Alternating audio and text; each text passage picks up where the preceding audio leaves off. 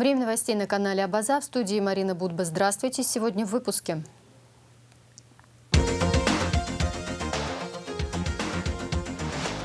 В зоне особой защиты репортаж программы о возможном влиянии коронавируса на будущих мам.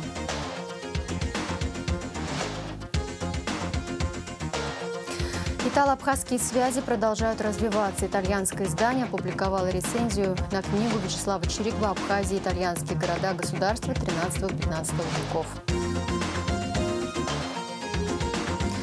Внедрение международных концепций образования в Сухумском государственном колледже выступил профессор Политехнического института Порту. Начнем с официальной хроники. Вопросы технического задания договора на разработку генеральной схемы дорожной карты газоснабжения и газификации Республики Абхазия обсуждались в ходе встречи президента Аслана Бжани с представителями АО «Газпром Промгаз» с участием ПАО «Газпром», которая состоялась в рамках рабочего визита в Москву. Ряд вопросов по практическому взаимодействию, касающихся возобновления воздушного сообщения в Абхазии, обсудили президент Абхазии Аслан Бжани с руководителем Федерального агентства воздушного транспорта Александром Нерадько в Москве. На встрече стороны определили порядок и схему реализации проекта, который предусматривает нормативно-правовое регулирование, разработку проектно-сметной документации, заключение базовых межправительственных соглашений. Бжани и Нерадько подтвердили заинтересованность в развитии и укреплении сотрудничества в области гражданской авиации, а также определили дальнейшие шаги для восстановления авиасообщения между Абхазией и Россией. Как сообщает пресс-служба главы государства, во встречах приняли участие заместитель главы администрации президента Абхазии Валерий Пабба и вице-премьер-министр экономики Кристина Узган. Впервые за последние годы годовой план таможенных сборов выполнен к октябрю на 99%. Руководство таможенного комитета отчиталось о результатах работы за 9 месяцев. Премьер-министр Александр Анкваб провел рабочее совещание с председателем и первым заместителем председателя Государственного таможенного комитета Утаром Хетце и Алясом Лабаху, сообщает пресс-служба правительства. На встрече обсудили бюджет и плановые показатели на предстоящий год. По данным, следующим из отчета ГТК, с учетом перевыполнения плана в 2021 году, план 2022 года можно увеличить на 15-20%. Александр Анкваб поручил не сбавлять темпы, качественно координировать работу по администрированию таможенных доходов бюджета страны. Об эпидемиологической ситуации. Согласно сообщению оперативного штаба, за 11 октября тестирование на коронавирусную инфекцию проведено у 577 человек. Диагноз COVID-19 подтвержден у 152 из них. За 2 дня в Гудаутской ЦРБ скончались 3 пациента. 2 мужчин 73 лет и женщина 74 лет. В Российском военном госпитале умер пациент 1949 года рождения. Общее число выявленных заболевших коронавирусом составляет 28 932 человека. Зарегистрировано 425 летальных случаев. Выздоровели 24 067 человек. Медики мобильного многопрофильного госпиталя Минобороны России, развернутого в Сухуми, приняли на лечение и консультации более 1000 жителей Абхазии с диагнозом коронавирусной инфекции. Об этом сообщает пресс-служба ЮВО. Всего из госпиталя выписано 238 человек. Пациенты прошли необходимый курс лечения, после которого повторное лабораторное исследование на наличие заболевания показали отрицательный результат. Они получили дальнейшие рекомендации от лечащих врачей. В данный момент на лечении в стационаре находится 98 человек.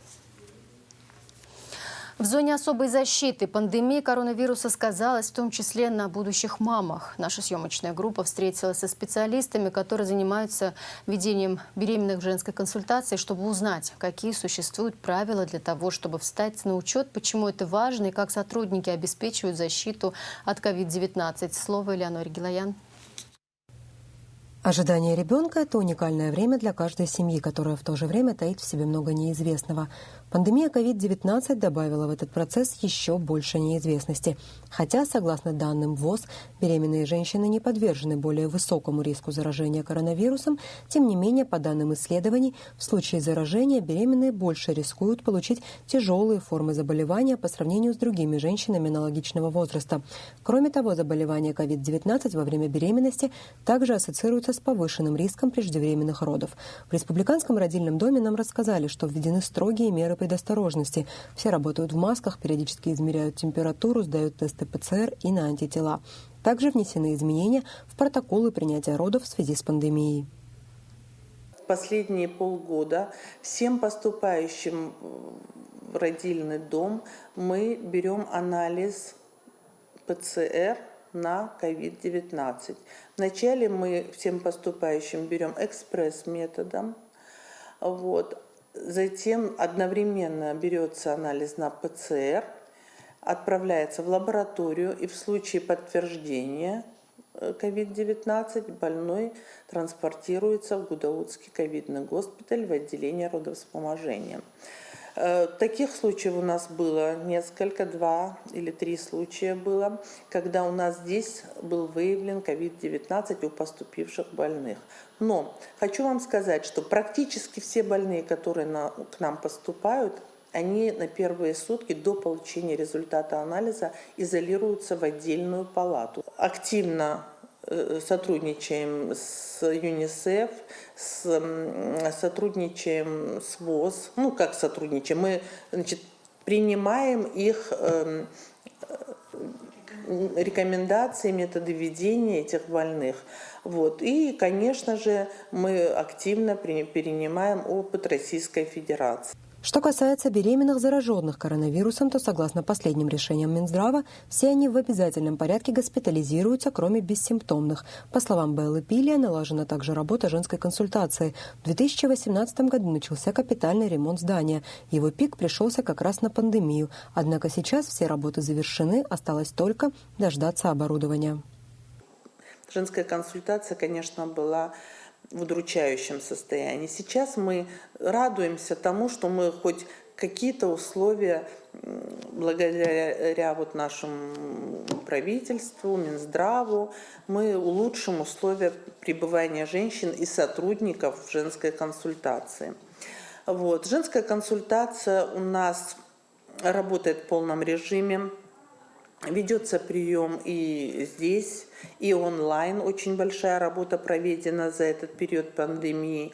Каждый врач, после того, как закрывает здесь прием, переходит на онлайн прием наших беременных. ВОЗ рекомендует проводить тестирование беременных с симптомами COVID-19 в первоочередном порядке. Женщины с коронавирусом во время беременности могут нуждаться в специализированном уходе. Любая температура при беременности, не только ковид, слава богу, мы знаем. Температура бывает обычная, сезонная или же почечные проблемы. Часто тоже сопровождаются повышением температуры. Но особенность на данном моменте заключается в том, что мы сперва говорим сдать анализ на ковид. То есть даже 37 температура, и даже если есть жалобы, не характерные, казалось бы, для ковида, мы первым просим сдать на ковид. Конечно, не все понимают той особенности и той необходимости, для чего этого анализа, потому что дальнейший прогноз и дальнейшее ведение у ковид-больных очень может быть разное течение. И самое главное, как сказала наша коллега, это своевременное выявление данного заболевания и своевременная госпитализация. Главная задача женской консультации – диспансеризация беременных. Срок взятия на учет до 12-й недели беременности. Все, что нужно для этого – иметь с собой паспорт. Асида Гургуля, акушер-гинеколог, врач ультразвуковой диагностики, присоединилась к коллективу женской консультации недавно. Специалист долгие годы работала в Москве, заведовала отделением пренатальной диагностики. За всю беременность, нормальную беременность, беременная женщина должна пройти 3 ультразвуковых скрининга. Это в сроке 11-14 недель, в сроке 19-21 неделю и в сроке 30-34 недели. все наши врачи, мы агитируем женщин встать рано на учет, потому что рано на учет мы считаем это до 12 недель, своевременно встать на учет. Почему именно до 12 недель? Именно в этот период проводится первый этап пренатальной диагностики, очень важно, так называемый первый скрининг, когда женщина делает и ультразвуковую часть исследования, да, и проводит биохимическую часть, то есть дает кровь, тем самым комбинированный скрининг даст нам уже какие-то, хорошую часть знаний о здоровье будущего малыша. И почему именно в районе 12-13 недель? Потому что мы делаем этот скрининг на определенных размерах плода и определенные сроки, как я уже сказала. Всего в Абхазии работает 7 женских консультаций, по одной в каждом районе республики. Каждая женщина может встать на учет по месту жительства. Адреса и номера телефонов всех женских консультаций по стране вы сейчас видите на своих экранах. Элеонора Гилаян, Астанда Оторба, Астамур Акаба, Абаза ТВ. Продолжается судебное следствие по делу о тройном убийстве на набережной Махаджиров в ноябре 2019 года. В ходе очередного заседания суд заслушал показания 5 свидетелей обвинения. Среди них 2 сотрудников МВД, которые случайно оказались поблизости и первыми прибыли на место преступления, и 2 гражданских, которые в момент нападения находились поблизости. Кроме того, суд заслушал показания автомеханика, который купил для разбора на запчасти автомобиль, номера от которого были использованы в ходе преступления. Он подтвердил, что приобрел машину уже без номеров у другого свидетеля обвинения Мурада Узун Якуб Аглы. Показания самого Мурада, данные в ходе предварительного следствия, зачитал прокурор Даур Амичба, так как свидетелей уже нет в живых. В завершении заседания сторона обвинения ходатайствовала о том, чтобы зачитать показания еще одного свидетеля Зухраба Шенкау, так как он находится за пределами Абхазии, а его показания были депонированы судом на стадии следствия и крайне важны для дальнейшего следствия. Защитники подсудимых единогласно выступили против, отметив, что эта мера преждевременная. Судьи Майя Квицини, Генри Гамиссони и Роман Кварчи согласились с доводами защиты и определили принудительно привести Зухраба Шенкау на следующее заседание. А в случае его неявки суд вернется к рассмотрению ходатайства Генпрокуратуры. Следующее заседание назначено на 11 утра 19 октября.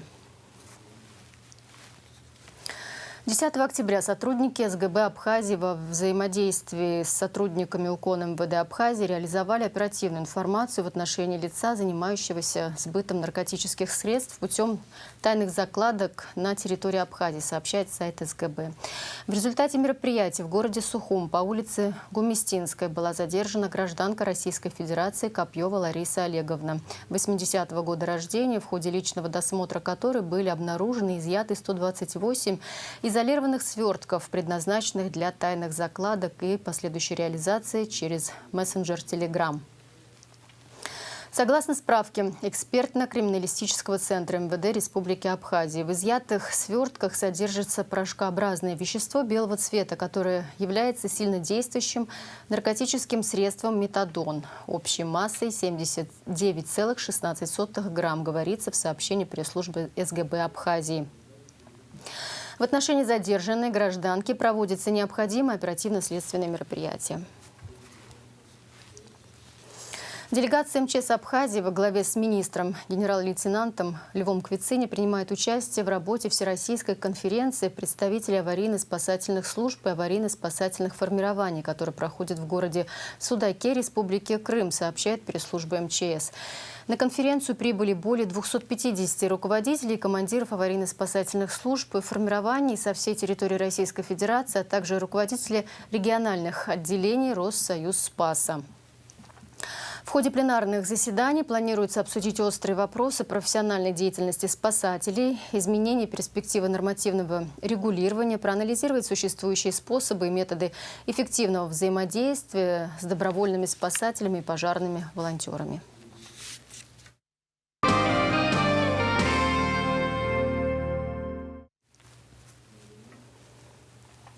12 октября министр культуры Абхазии Гудис Аграба представил труппе Государственного драматического театра имени Самсона Чанба нового генерального директора. Им стал бывший руководитель пресс-службы президента Республики Абхазия Алхаз Чолоко. Министр поблагодарил творческий состав за терпение, отметив, что такое решение нужно было принять взвешенно во благо коллектива. Новый директор отметил, что всячески готов помогать в организации работы и поддерживать творческий процесс.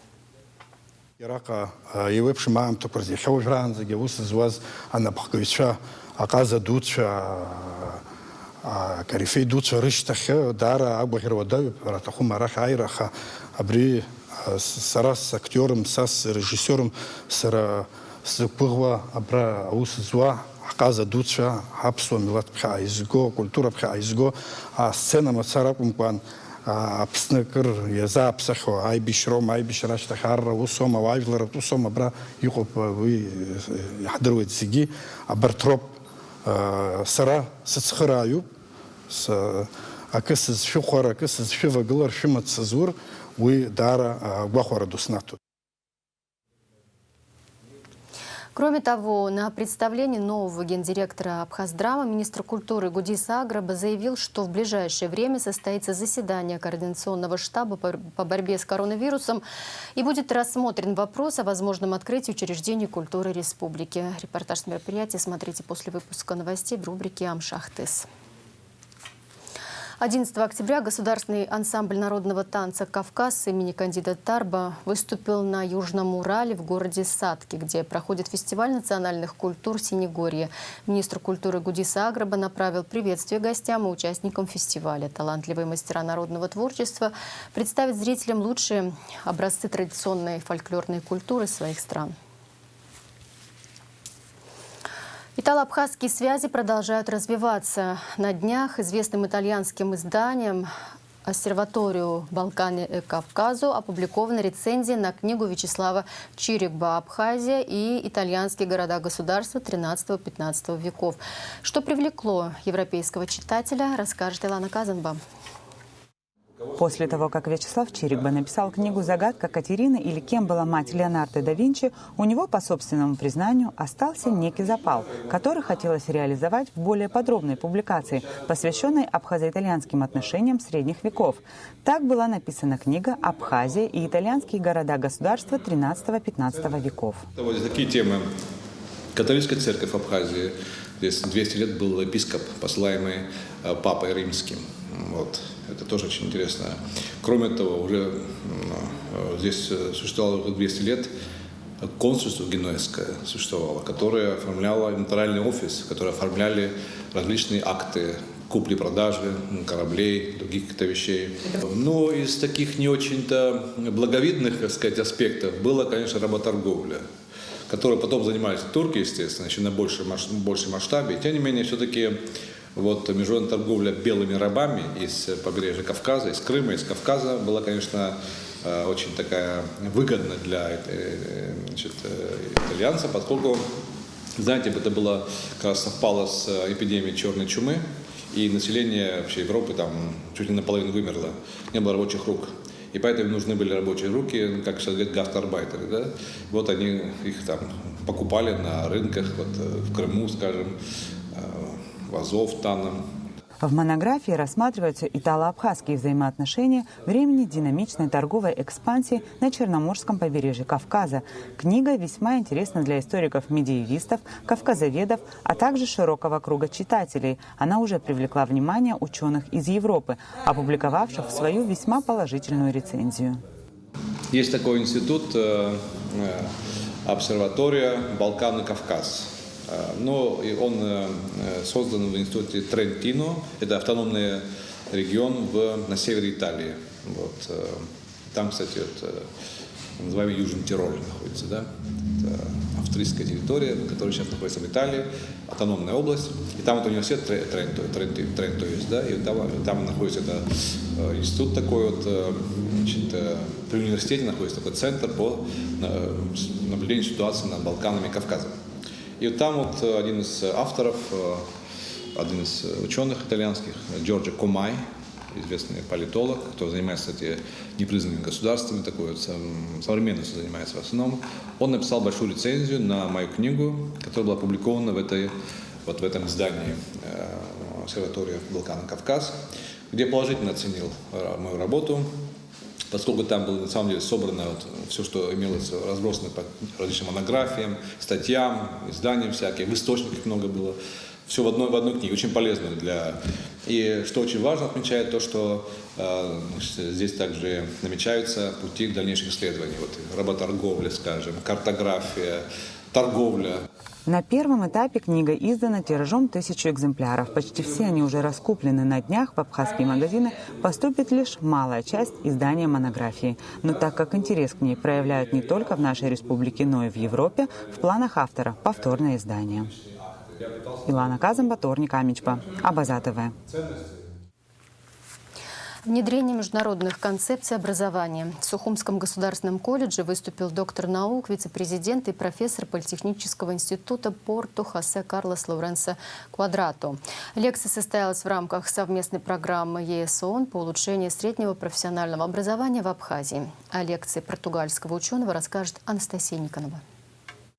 Доктор наук, вице-президент и профессор Политехнического института Порту Хосе Карлос Лоуренсо Квадрато приехал в Абхазию с 6-дневной программой лекций для преподавателей колледжей страны. Цель обучения – внедрение в образовательный процесс основных концепций инициативы CDIO, разработанной в США. Прежде всего, первая наша задача на сегодняшний день – это изменить в общем, в целом ситуацию, потому что сейчас мы как раз в преддверии перемен, когда мы меняем нашу парадигму в пользу такой, значит, CDIO-системы. Это значит от планирования к проектированию, от проектирования к производству, от производства к применению. Прежде всего, мы будем основываться на тех уже наработанных знаниях, которые уже существуют. И на основе вот этих фундаментальных положений мы будем дальше рассматривать вопрос приемлемого применения передовой практики по всему миру, международной передовой практики, для того, чтобы улучшить в целом. Программа по улучшению профессионально-технического образования в Абхазии, приезд португальского профессора реализованы в рамках совместной программы ЕС ООН по улучшению среднепрофессионального образования в Абхазии.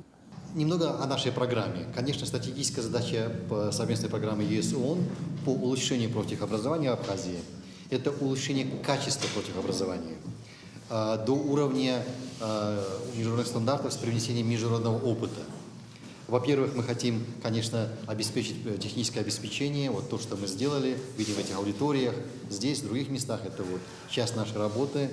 Вторая, конечно же, работа с молодежью. Работа с молодежью. Мы пытаемся привлечь как можно больше молодежи в профтехобразование, престиж профтехобразования, работаем через социальные медиа, другие маркетинговые инструменты, чтобы привлечь молодежь.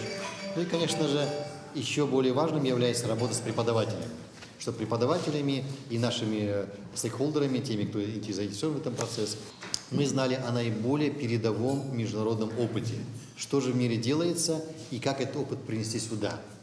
И в этом отношении у нас уникальная возможность, может быть, перешагнуть некоторые шаги, некоторые этапы и пройти вперед, продвинуться в реализации какой-то части, то, что реализуемо здесь, международного опыта, здесь, в рамках профтехобразования.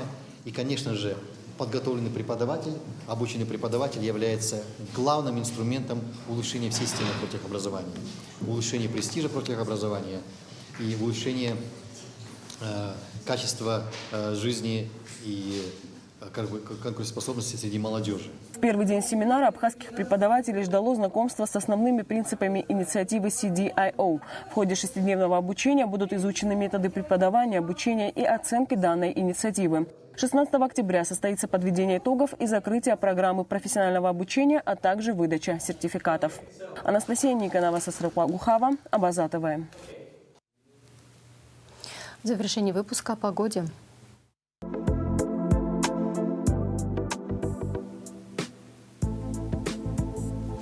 В среду, 13 октября, в Абхазии переменная облачность. Со второй половины дня дождь, местами переходящий в ливневый с грозой. Температура воздуха ночью 14, днем до плюс 24.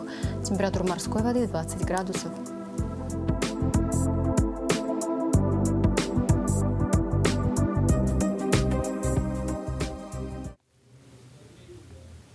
На этом пока все. За развитием событий следите вместе с нами. До встречи.